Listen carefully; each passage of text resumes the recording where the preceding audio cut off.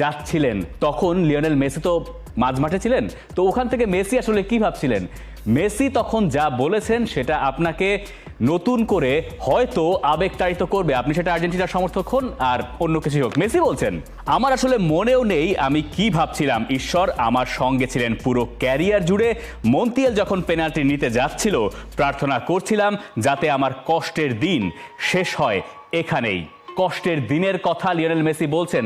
ওই ফাইনালের সময় তার মনের প্রথম যে শব্দটা এসেছিল সেটা হচ্ছে কষ্ট। কেন কষ্ট? দেখুন, মেসি টানা 3টা ফাইনাল তো হেরেছিলেনই। 14 বিশ্বকাপের ফাইনাল, 15-তে কোপা আমেরিকা, 16-তে কোপা আমেরিকা সেন্তেনারিও, এছাড়া 2007-এ কোপা আমেরিকার ফাইনাল হারের যন্ত্রণা।